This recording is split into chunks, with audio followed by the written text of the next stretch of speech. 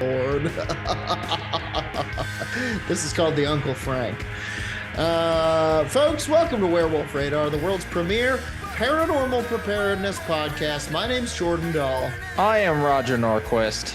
The podcast's so nice, they recorded it twice.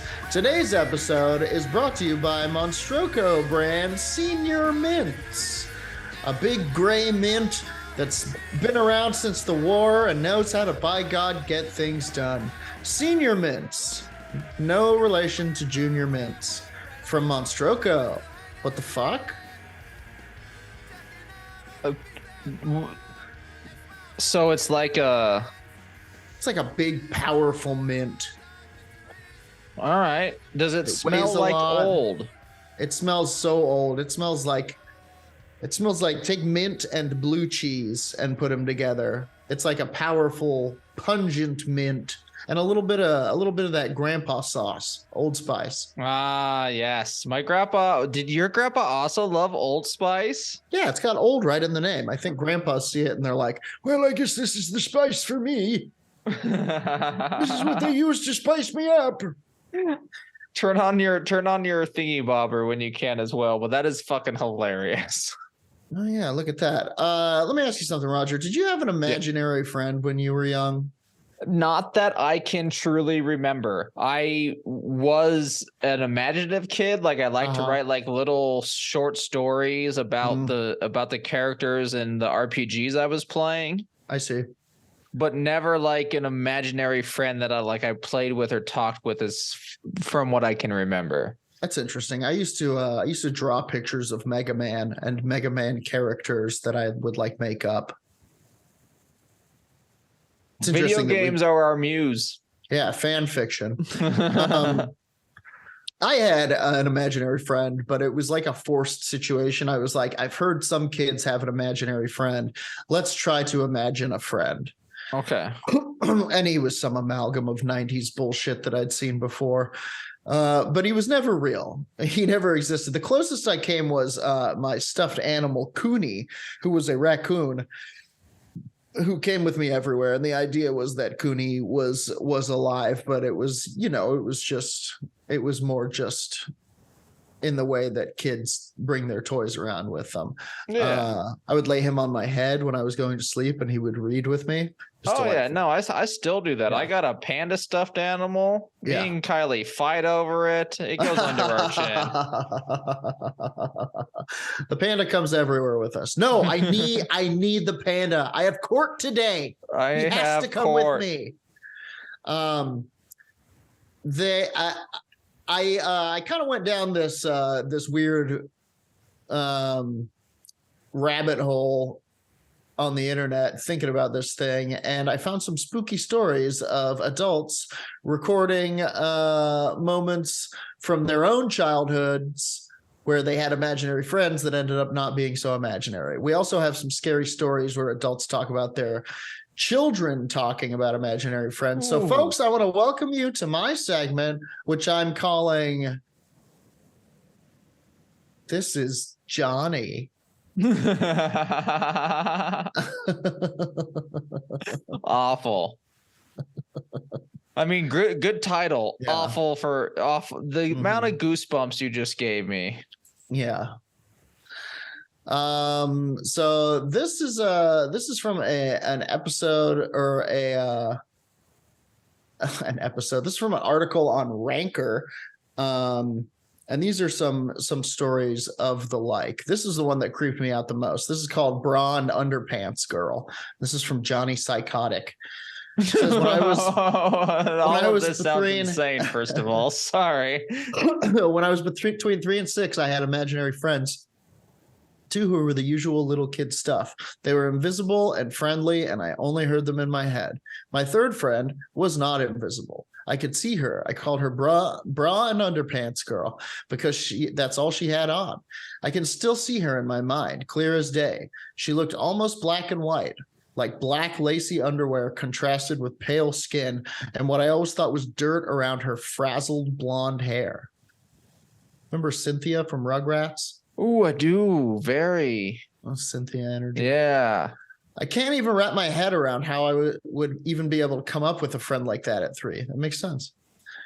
While my other 2 friends were nice, she wasn't. She wasn't mean, just really sad constantly.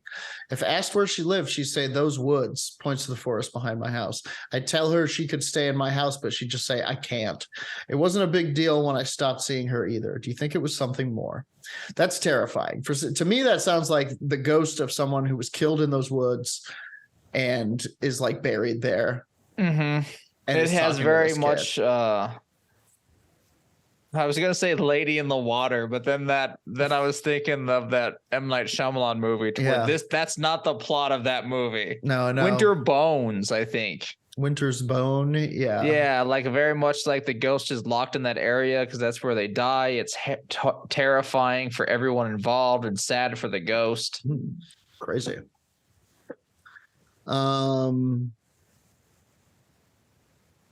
This one is called They Vanished. No, this one is called His Name Was Tim and He Lived in the Basement. This is from Shadiuk.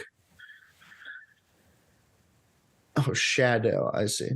At 4, my parents divorced. My dad, with not so many resources, moved into the attic of his comically pink house in the bad side of town. One day, he hung a tire swing from a tree in the backyard. I had a lot of fun with that. And I remember this guy living in the basement of the house would hold conversations with me out of the basement window while I played. His name was Tim. He had a yellow jacket and a bright pink helmet every time I saw him, which was every time I went outside. Once in a while, he would ask me to climb in the window, but I always said, "I don't think so, Tim," because I thought it was funny that he'd act really angry and mad about it. I asked my dad recently about Tim, and he said nobody lived in the basement, and it was used for storage. Yikes. I don't know if Tim was real or not, but I'm glad I didn't go in the basement. Terrifying. I don't know. It could have been how you were reading it, but I think the dad knows. Yeah. And that was just like dad talk for like, what are you talking about? Why aren't you working? Kids should be working. This one's called An Imaginary Evil Twin Named June. Oh, no. I had an imaginary evil twin named June who lived in the attic. Whenever I did anything wrong, I blamed her. So my parents would make her write my apology letters. I'm right-handed, so I used my left hand to write them, thinking this would fool them. 20 years later, I'm playing poker, and a dude at the table called me June. I honestly did a double take until I realized he'd just forgotten my actual name. Okay, bad job. Bad story. See? Bad story. Or good story. Could that be like the ghost June being still an influence on the things around her and it snapped in that old man's brain? Interesting. Anyway, that's me putting a lot of thought into that. Yeah. This one's called How Did He Come Up with These Backstories? I didn't have any siblings, so I was often lonely at home, especially before I started going to school. I had imaginary friends, though, dozens of them. Most of them were pigs from the planet Zion. My parents are atheists. They have no idea where I came up with this. Off the top of my head, I remember Good Piggy, Naughty Piggy, and Peter, but Peter wasn't around much because he always had to go to church. Again, no idea where these ideas came from. Not my parents. There was also a pink bird named Sweetie. I think they weren't actually real, but at the same time, I couldn't control them. They did whatever they wanted, especially Naughty Piggy. Once I started going to school and making real friends, they slowly stopped coming by. I assume they all went back to live on Zion. I don't think that one is, I mean, it could be. I'm a firm believer of whatever Amy Allen of the Dead Files says, and she does say in a few episodes that aliens are, first of all, fucking real, and they're in a different dimension that we can't see, but they can influence us. Yes. Terrifying. Indeed. So perhaps, unfortunately, the piggies could be interdimensional beings from Zion. That's what Werewolf Radar's throwing out there. Werewolf Radar fortune to anyone who can prove it. Or disprove it. That's good enough. Yeah, one you can Jessica have the nickel. Pirate got her into trouble, is what this is called. This is from I Am a Mandolin. I had a few that I truly believed in. Apparently, I used to talk to them, invite them places, etc. My best imaginary friend was Jessica the pirate. She would get me in trouble all the time. I don't remember most of the things she did because I was quite young, but I vividly remember one trip in Florida. She pushed me into the nasty, stagnant water at a mini golf place, and I got in trouble for it. I wish I were joking. Jessica. The pirate. This one's called The Old Lady. When I was just a toddler between the age of 1 and 2, my mom said that I would sit in my crib and talk to someone. I vaguely remember an old lady who would tell me Mommy would be coming soon to help me. Mom said out of the corner of her eye she would see the old lady from time to time and that lights would shut off on their own sometimes. I think the house was haunted and I was talking to a ghost. That's the number one thing that I think I would fear as a parent. When my kid was talking to anything, I would go like, is it a ghost? And then I would go imaginary friend.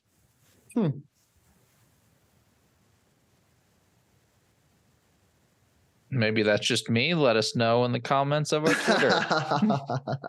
So those are pretty much the good ones from that line. These other ones are parents talking about their children's imaginary friends that are pretty strange. Number 1, this is from dmilk.com. One night I was reading a story to our 3-year-old and he started laughing. He was looking over my shoulder, so I asked him what he was looking at. And he answered, the little girl by the door is being silly. I looked back terrified of what I might see. And as I did, he stated, oh, she ran away. Needless to say, I called my husband at work and told him I would not be sleeping a minute that night. Number 2, my cousin was a few years younger than me and he had an imaginary friend called Mookie. Mookie wasn't human, but some kind of alien monster thing. It used to freak me out when I'd hear a noise behind me at my grandparents' house, and my cousin would confidently say, it's Mookie. He just wants to see you. Oh. Everything here is giving me goosebumps. Yeah. When my son was about 3 years old, we were living with my mom in an older apartment. I had always gotten a weird vibe from it. The atmosphere felt heavy and a little oppressive, but I assumed it was just because of the age. However, my son started waking up in the middle of the night and would talk to his friend, who he described as the Hat Man. 'Cause I'm the Hat Man. Scabba-dabba-dee, bubble scare your kids. This kid had an imaginary friend who he described as the Hat Man. He would always wake up and tell Hat Man that he didn't want to go play with him because he was supposed to be asleep and that he'd see him tomorrow. This was always followed by him waking me up and asking for a glass of water. I knew it wasn't just an imaginary friend when one night I heard him talking, and when he said he'd see him tomorrow, the door to his room closed on its own. Yikes. This stopped completely when we moved out. Number 4. I hated that one. Is that one possibly the Hat Man we've talked about before? Is this a shadow figure? Right? Cameo. Number 4. When I was little, it was firmly established that I had an imaginary friend named Other. Yikes. Other had the same name as me, so I just called him Other. I would tell my mom that Other was being mean to me and wants to steal Dad's bike. I remember I told my father that Other was very mad at him for hurting me. He was an abusive piece of work, and he literally threw me across the room. I asked my mom about it as an adult, and she told me my father had a brother that I was named after and wasn't told about because shortly before I was born, he died in a motorcycle accident. Wow. That was scary. Ooh, a lot of weird coincidences there. Yeah, this one's kind of terrifying. All these have been. Yeah, number 5. On. Purple Mommy. Ooh. When my son was first learning to talk, he would tell us about something called Purple Mommy. It could be called an imaginary friend, but these details are a little bit creepy. Here's a few of the Purple Mommy details. Purple Mommy is all purple with long hair and bright all white eyes. At the time, he mixed up purple with black, so she could have meant she was all black. Purple Mommy picks him up at night and turns off the lights. We would often find my son out of his crib in the morning, which would mean him crawling over the rail and to the ground at the time when he was barely walking. Definitely found the lights in his room off a few times too, even though he's terrified of the dark. Purple Mommy needs a bandage because she has blood everywhere. Yikes. Purple Mommy has no smile, meaning no mouth. Ooh. It like what are they called in that movie with the box? Cenobites, cinephiles, Oh yeah, and Cenobites. Or I was even thinking just like someone without a lower jaw. very like demonic. Here's another one. Purple mommy can take her head off. Shut up. Get out of here. Away with you, purple mommy. You give me the spooks. It's very You're scarier than my scary. friend over here. Yeah. Purple mommy really doesn't like daddy. He told us all this stuff for maybe a little over a year. If we ever asked where she was, he'd always point to the same spot, a corner of the room behind his open closet door. He would also wake up crying almost every night during this time. Once, during a really rough night, my wife went to ask him what's wrong, and his answer was, "Purple mommy won't let me sleep." Like, what are why? Why? At least this person over here lets me sleep. Well, it's like, and like maybe they got, killed, and they were worried about their kid while it happened in that room. And so like maybe their kid stayed in that room all those years ago and they were trying to protect her, but are terrifying. I don't know. Very scary stuff. I always fear it's the thirsting. It's draining some energy from it, like nibbling on the toes. I almost feel like that's what happens when they stay for too long. You know what I mean? Like they only have so much energy, and they need to like pass on. But if they stay too long, they need to start getting the energy from somewhere else. You know what I mean? Yeah, I do. I picture that a lot. They have to feed. They get hungry. Yeah, scary. Number 6, not an imaginary friend per se, but my niece as a toddler made a pretty convincing case that she was reincarnated. From time to time, she could lisp her first words. From the time she could lisp her first words, she carried on about something called Tirtha or Trutha or something odd like that. Sometimes she called herself Tirtha, and a fair number of her dolls had those or similar names. By the time she was 2 or 3, she talked nonstop about her other mommy and her sister. And now she, Tirtha, and her other mommy and sister were in a car accident and then were in the hospital and her other mommy died. I mean, she wouldn't quit about it. My sister neither discouraged her from telling these stories nor encouraged her. She would always finish up with the punchline, "Then after my other mommy died, then I was in your stomach." Imagine a little child, big eyes, looking up at you, rattling on about this. She pretty much stopped by the time she was 6, and by 8, didn't remember this at all. We figured she'd forgotten her reincarnation. The mom just there with a glass of wine, drinking it as the child goes on and on about other mommy. Yeah. My son, then about 2 or 3, used to tell us about his imaginary friend, Johnny, who wore all green, including a green hat. One time we were driving by the cemetery and my son pointed out the window and exclaimed, "That's where Johnny lives." He was very little and didn't know what a cemetery was. So we explained to him that no one lives there. It's a place for people who died. That's when he told us Johnny was a soldier who died in a place called Nam. Nam. Yeah. Number 8, my youngest niece had an imaginary friend, and when my sister told me about it, she asked her, "What'd she look like?" "What'd she look like?" "Broken pieces." "Oh, why is she broken, sweetie?" "She fell from our tree." Oh. Yikes. Number 9. Try to Evan Johnson. No, what's that movie? It don't matter. Go on. Evan Hansen. Evan Hansen did. A baby cousin and her family moved into a new apartment in the Middle East. Baby cousin would go out on the balcony and play with someone, according to her mom. Talk, run around, laugh, etc. Mom asked who she was talking to and said it was her new friend. Mom got concerned and told her to stop playing there.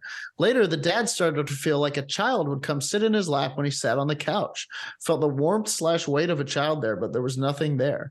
If I recall correctly, they would hear kids' voices and stuff would disappear, and all too. They moved shortly after. Ooh. That one's weird, man. What would you do if you felt the presence of a child in your lap? Here's the thing. Stand up, probably. Also, like, if my nephew started going on about stuff like this, I would start grilling him, I would ask him all the questions, or get him in a room with a single light flashing in his eye. No, don't give him any water. Yeah, get to the bottom of this. Thirsty? Yeah.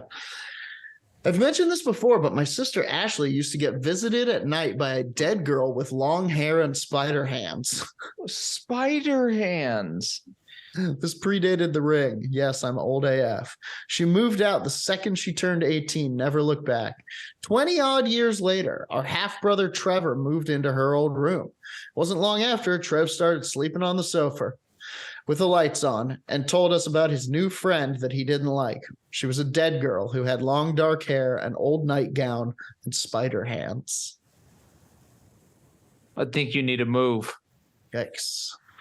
Very yikes. Spider hands. Do you think there's a reason for this formation? You know, I think it just becomes one of those things that it's like, you know, if you exist in the energy of a single emotion for long enough, it twists and changes you. You know how like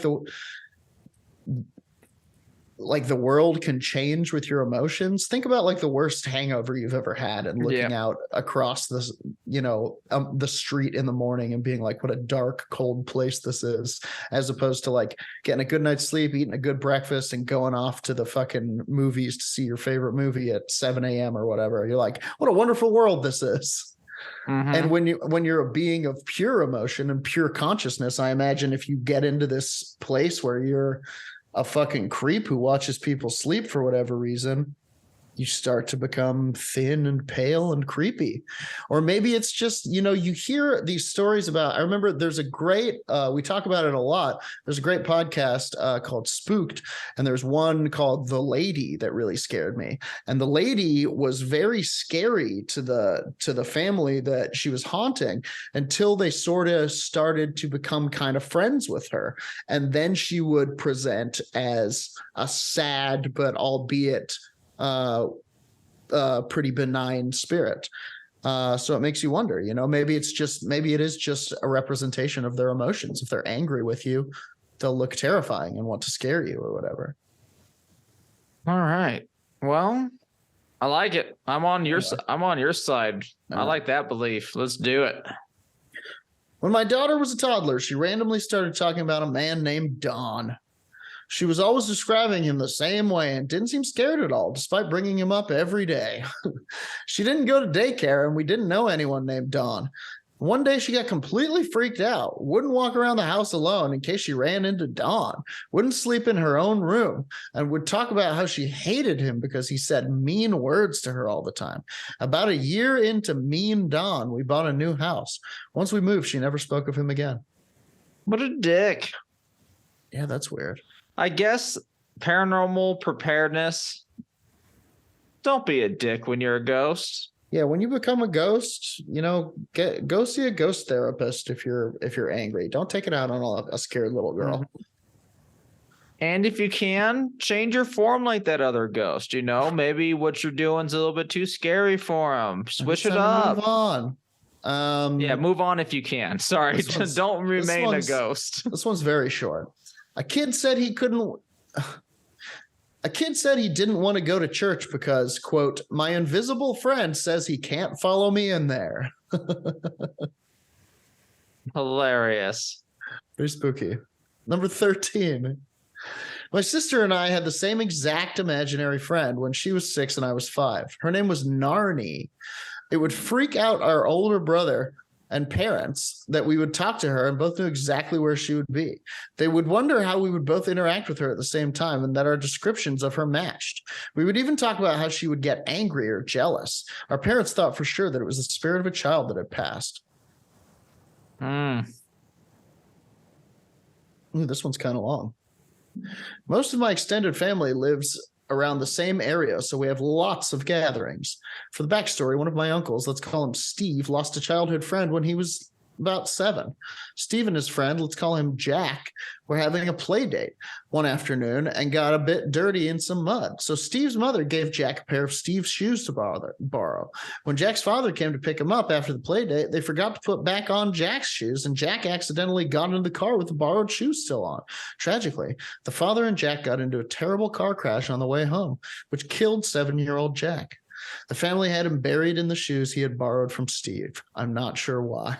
Yeah, they must have been nice shoes. They were his favorites. Fast forward 30 years to a family gathering in 2010. My 6-year-old cousin Sarah is playing alone with toys in a quieter room of the house. My uncle Steve comes up to her and asks her what she's playing. Sarah responds saying that she's playing with a friend, holding back a smile. Steve asks who her imaginary friend is. Sarah continues to play while saying that she is playing with his friend Jack and that he is sorry he forgot to give your shoes back. My uncle's jaw nearly dropped. He had not talked about Jack in years, let alone telling us that story to a 6-year-old. No one had brought up Jack that day at any family gathering recently. Every time I remember this incident, I get chills. Yeah, I got the chills there. Number 15. My youngest sister, 14 at the time, had an imaginary friend named Paris Jarris. My dad had built her a small playhouse in our backyard where my mom could see her and hear her while she was in the kitchen. My sister would have tea parties and such with her imaginary friend. One day, Mom heard her say, "Don't worry, as long as I'm alive, they won't hurt you." She paused and said, "Well, if you do that, then I can't help you. It's not nice to kill people." When my mom asked her what that was about, my sister said, "Sometimes I have to tell Paris to be a nice person or he can't come visit anymore." We moved not too long afterwards and she didn't get a new playhouse. Ooh, I hated that one. Like the ghost is all like, you know what we should do? We should go blah, blah, blah, blah, blah, blah, blah. And she's like, now, Mitchell, the ghost. Yeah. You can't come here if you keep threatening to kill the neighborhood. Yeah. So this is actually my story of when I was a kid. I had an imaginary friend named Derek who was a carbon copy of me. We were completely identical. I played with Derek for years, longer than what normal kids do, but he would always look at my mom and older sister with a sense of sadness. Eventually, he went away. 23 years later, I'm digging through my mom's safe to grab some paperwork she's kept for me, and I see a stillborn death certificate for a boy named Derek who shared my birthday. It was only then that I found out I was actually a twin, and my twin Derek died during birth. Creepy, right? Yeah. Wow.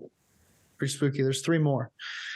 My son had an imaginary friend that was an angel. I'd always heard that angels would convince kids to go with them, so I was not comfortable at all when he would tell me about this angel.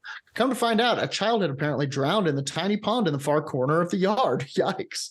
So maybe the dead child's angel was looking for a playmate. Yeah, I had the pond filled in with dirt real quick. That's very spooky. Let's just stop that immediately and go on with our new lawn. Yeesh, for real. Number 18. Was taking my 3-year-old niece for ice cream one evening. I strapped her into the car seat in the back. As I started driving, my niece asks if Jacob, her imaginary friend, could get ice cream too. I jokingly said, Jacob can get his own ice cream. I laughed and said, just kidding, we'll get Jacob an ice cream. She didn't respond, so I looked in the rearview mirror. I couldn't see very much because it was dark. What I could see was my niece's face. She looked angry, and I was about to reassure her that I was kidding, but I realized she wasn't looking at me. She was looking at something near my ear, towards the back of my head. Then she says, I said, no, Jacob, be nice. No, she didn't mean it. Oh my. I don't know. Very spooky. Yeah. Wow. Like how many times in our life have we been threatened by a ghost? It seems to be like countless amounts. Number 20. Not an imaginary friend, but hopefully creepy enough to count. The bar is low, number 20. Don't worry. My daughter is 2. That's not true. My daughter is 2, and since she could talk, she has always chatted happily to herself in her crib as she drifts off. It's super cute. Usually just things like, go see Nana, go see Papa, hello, Annie, hello, Tim, her aunt and uncle. My wife and I love to listen in on the baby monitor and talk about how cute she was. Then one night she said, Satan, in that tone that only little girls have that is so sweet. It chills the blood when they say something like this. It evolved over a week into like, it's Satan or Satan and the sun. Or my personal favorite, good night, everyone. Satan. Yikes. My wife eventually cracked the case. Our daughter loves this book called Good Night, Everyone. She's also really into planets. The last line of the book is unsurprising. Good night, everyone. On the following page are drawings of the planets. We go through them from the edges of the solar system to the sun. She's always happy to call out Saturn, as I suspect its rings made it easy for her to spot. That was my favorite when I was a kid. Mm-hmm. Mispronouncing Saturn as Satan. Yeah. Very funny. Not so spooky, but pretty funny. And that does it for my segment that I'm calling it. His name is Johnny. Bravo. Bravo and brava, the children of the community. I would like to hold the talking skull for a moment and of course break it in half, kind of like unlock it, not break it. And pass part of this to our It Happened to Me channel in our Discord. Go to our Twitter and join like that. But we have a new account from Jimmy of Spooky Appalachia. Oh. And they were kind enough to share an experience that happened to them. Okay, hit me. So this happened early one rainy morning during the COVID lockdown of 2020. This was an emergency at work that I had to drive into work for. Because I had been working from home for a few weeks, I've not been out in a while. While driving, I never saw a single car, likely because of lockdown. I can attest to that. I drove all the time during lockdown, and let me tell you, roads were great. I was stopped at a red light when out of the corner of my eye, I saw a woman in a paper-thin dress walking down the street into the park. Spooky. I remember thinking, well, that's odd. It's cold, rainy, and still dark outside. So a woman in a thin dress with no jacket made no sense at all. I looked up at the light again, still red. Terrifying, really. Then I looked back for the lady, and she had vanished completely. Very scary. I weirdly know a couple of people with almost this exact same story. I could still see further ahead where she had been, and there was no trace of her. I kept driving, and it later dawned on me that I should have gotten my phone out and recorded it. Terrifying, spooky. That's not on you, though. There's no way that you can be expected to have that kind of, until we're rocking fucking like, okay, Google, start recording style glasses everywhere. Mm-hmm. That's not on you. Nobody's first thought upon being confronted with proof of the afterlife is like, my phone. Your first thought is just, and especially since until they vanished, you thought they were just a person doing just a very odd thing. Doing some weird ass shit. Yeah. And you shouldn't record that. That wasn't that like spectacular or anything. Okay, fair. Yeah. You shouldn't be recording randos, especially if they might be dangerous ghosts. I have a friend who tells a story about they were in Hawaii. They were walking down to the bar and they saw a woman inside this old, like, shut down restaurant who seemed to be cleaning the windows from the inside. He remembers the windows were really dusty and she was cleaning it. And he went and hung out with these dudes at this bar. He played a little guitar and he was walking back up the hill afterwards and none of the windows had been cleaned. Oh, I don't like. It was all just as dusty inside. And then a girl that I used to date had almost this exact experience that Spooky is relating here. And I remember it because she was a very practical, very pragmatic person and yet believed in ghosts. And I was like, why? And she was like, well, one time me and my mom were driving along and we looked up and there was a woman who seemed to be like really panicked and scared looking. And she was wearing a nightgown on the street. And we drove past her. We almost hit her. We had to swerve. And then we stopped, got out of the car and looked around, and there was no one around. And that led me to believe that ghosts are probably a thing. Oh, I hate all of this. But that feeling of scaredness, yeah, I love it so much. And that is why we're now going to continue with the Werewolf Radar's tour of your hometowns. Ooh, I asked on Twitter last week or the week before about where your hometown is. We would like to do some research, find what paranormal spookenings were happening in your hometown throughout the years. And a bunch of you replied and told us where you lived. And we did Brisbane, is how that's pronounced, last week. And thank you. Let me go see if I can find it. And I apologize, I'm not ready for it. It's but pronounced so many of Australia. Australians? It's pronounced Australia. But I want to thank you. I will find that later, hopefully, and we'll just continue on. But thank you for shouting out for the Brisbane ghosts. And now let's go on the other side of the globe. Or are we flat earthers? I cannot walk this path for you. Fair enough. We're now I believe that the Earth is a cube. I'm part of something called the Dumb Earth Society.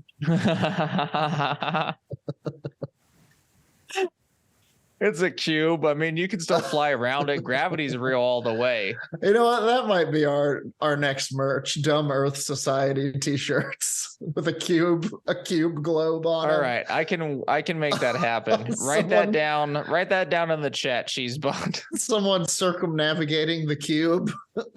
So, and also thank you, Revival and Extinction Podcast, for suggesting their hometown of Brisbane. Oh shit, hell yeah. So now we are taking the cue from our faithful Pingo and Dark Council member, Paranoid Cryptid, and we are now in Nottingham. Oh, in the East Midlands. Interesting. I've been to Nottingham. I camped there as a kid. In the forest, in Sherwood Forest. There's some spooky motherfucking shit, motherfucker. I'm at paranormaldatabase.com. And they have, and this was shared by Paranoid Cryptid as well, a beautiful database of all sorts of paranormal going-ons all over the place, examining one of folklore, paranormal, and cryptozoological locations in the UK and beyond is their motto. Remember that one of that paranormal, that park that was like a hotspot, and it was like you could click on the different things and it would be like spotted form of 9-foot tall man with extra arms. Oh goddamn, I do. We have to find that again. That one was crazy. That was a bizarre one. We're in Nottingham, and truly they could set up a similar map if they wanted to spend the money on that programming. Yeah. So we now have Wet Prince, location Nottingham, number 1 Queen Street, British Transportation Police Station, type haunting manifestation, date and time 1977 and 2007. An officer who was working alone at night in 1977 heard a heavy door slam. Going to investigate, he found a set of wet footprints leading to the toilets, even though the weather was dry outside. Following the prints into the toilets, he found the room empty. 30 years later, another officer spotted a man walking into the toilets. Realizing that he and his colleague should have been the only people on the site, the officer investigated the room and found it empty. Was he damp? Was he a wet bloke that they witnessed? I mean, the first one, yes. It's a ghost. It'd have to be, wouldn't it? It's a ghost on a wet night. Well, but they said that it was dry out. It was, but the ghost is wet. So the ghost died wet. Right. I'm imagining these footprints to be bare feet, aren't you? I was not. I was picturing shoed. I was picturing like very nice soled shoes. Really? Yeah. Oof, not me. I Okay, fair enough. feel like bare feet is spookier. Here's another solid one on that list. Victorian worker. We are now in Babington, occasionally spelled Babington. Mm-hmm. Did Paranoid put this list together? I don't think they did, but if you did, fucking shout out to you. It's very dope. A lot of good work on here. Like I skipped a few of them. I have more footsteps. I have an AA man, a patrol man. Interesting. Belonging to the Automobile Association is said to ride his motorbike along this road. Go on. That's just it. That's great. That's For some his reason, ghost. that's He really just funny rides to it. me. Just like so dedicated to traffic safety that even in the afterlife, he's going around on one of those little scooters, helping people fix flats.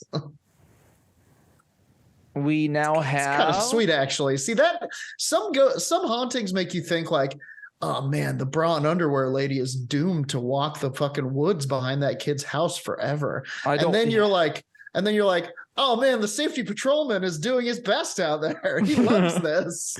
He's riding his bike. He's getting the wind in his hair. He's helping you drive safe. Yeah, the wind in his bones. There's also something very scary about like you being in trouble and like, look, I know you're trying to help, but the last thing I need right now is to be haunted. So once again, Victorian worker in Babington. Time and date, the 20th century. It is unclear whether this former mine was haunted by one miner or several. In one case, a miner wearing an old style clothing was spotted walking into an area that was being sealed off. In another incident, a group of miners watched a figure wearing coal dust covered clothing, apart from a bright white scarf. Interesting. As they approached him, the figure faded from view. Weird. A dirty white scarf lay at the spot he vanished. Okay. What? Okay. Okay. This is a very somber one. I'm not trying to cast shade on the. Much respect to mine workers and the unions that support them. Much respect to mine workers and the unions that support them. Much rest to the fallen amongst them. But why was he wearing a white scarf in the coal mine? That feels like if you're going coal mining and you're looking around at things you're going to put on, should I wear my white scarf into the coal mine? I think he would wash it every night. You know, it's dirty, but I think it's a nice thing to see that's bright. I don't know. If you're a miner out there that listens to the show, let us know in the comments or tweet at us or go to our YouTube and leave a comment in the episode. Wearing fancy scarves down there. Oi there, Carl. Looks like your ascot's become a little smudged. Because I would like to know on that one. Figure in a hat. And also, a lot of these that I'm skipping over, let's actually go over it. A lot of these involve toilets. Okay. Robert Jackson in the Bell Inn. The ghost of Robert is said to walk through the restaurant, which is also haunted by two men who are seen sitting at a table before disappearing. The women's toilets are also home to a female phantom. No, I was going to say, if the same ghost is going into the women's toilets, then we got a creeper. There's also a jester who's said to stand outside the front door. Oh, annoying. Figure in a hat at Bonington House. At least one member of the staff has spotted a figure wearing a wide-brimmed hat and long cloak pass through a wall in the upper part of the building. There is also mild poltergeist activity, such as turning off beer taps in the cellar. And some speculate that Richard Bonington himself is still here. This one's called Edna. During the construction of that same theater, the skull and bones of a female were discovered. It is thought that the bones belonged to Edna. The active spirit who opens doors, moves items around, and can be heard walking in parts of the building that should be empty. Oh boy. Edna, you're freaking everyone out. We'll just keep getting freaked out, man. Edna, look, I only get a few days off every week. I'm trying to spend my vacation here, okay? So now we have a man in a black coat in Bridlesmith Gate, 1960 and onwards. So since a secret cave was found by workmen under a shop in 1969, wow, this street has become home to a phantom man wearing a long black coat and tall black hat. Dang, spooky. And it has only occurred since this cave has been discovered. That's a Babadook right there. You got a Babadook on your hands. No one is sure of the connection to this cave. Oh, it's a Babadook cave. Crazy. Crazy. There are so many on this list. I'm going to do 2 more. Please. Honestly, you could do more than that. We'll do 3 more. 4 more if we feel spicy. We're now in Nottingham, City of Caves. Broadmarsh Shopping Center. Time in the 2000s. This network of caves is said to be haunted by several figures. Dark, indistinct shadows have been seen. Love figures, dude. Dark, indistinct shadows have been seen darting around, and an upset woman in Victorian clothing has been spotted.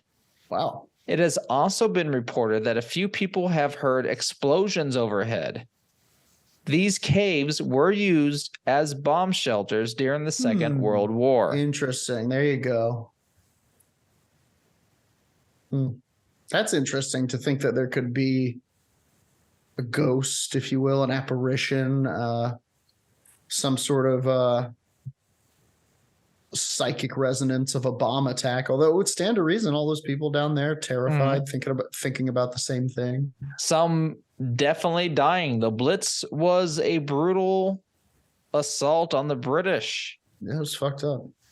We now have Charworth Musters at Colquick Hall Hotel.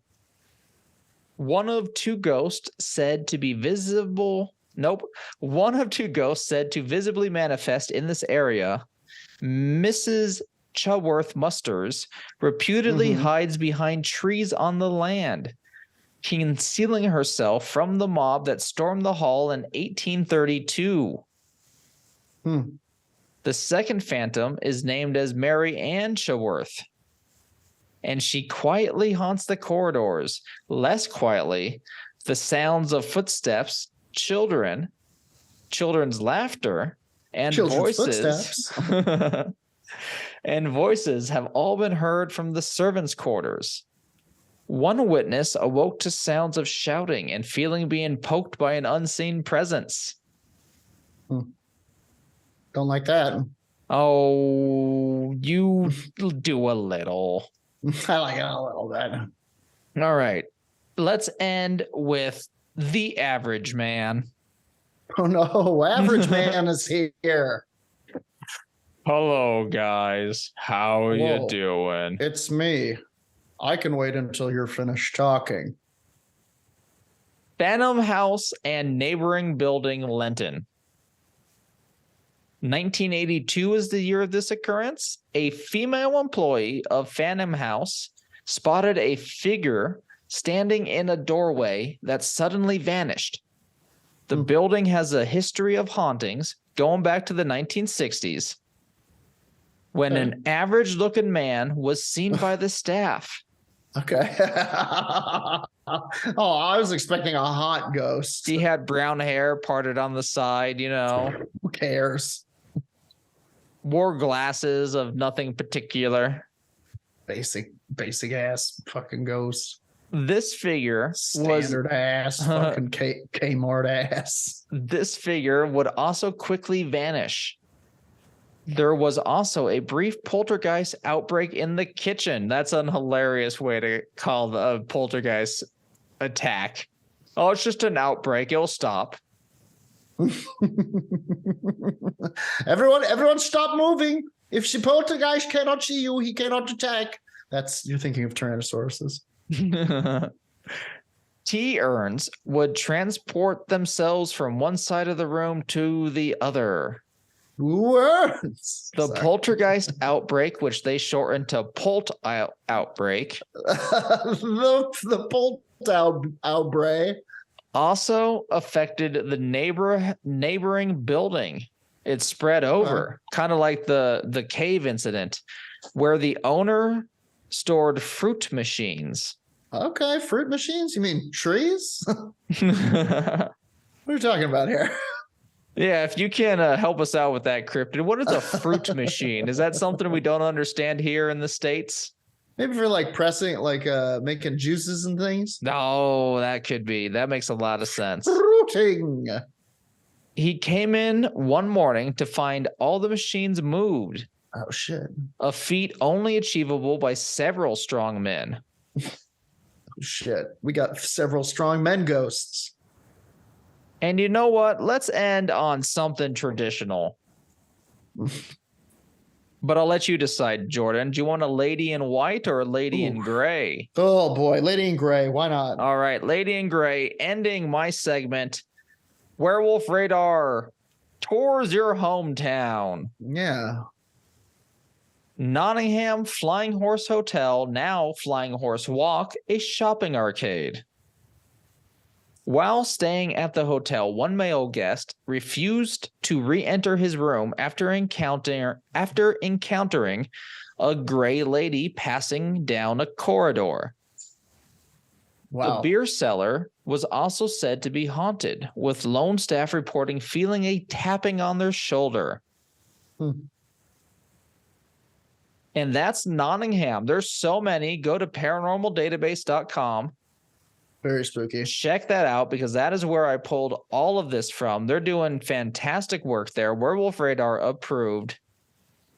And if you have any incidences of you coming face to face with the paranormal, hit us up on our website, werewolfradar.com. We have a contact the radar tab that takes it right to a data entry to where you can share your experience.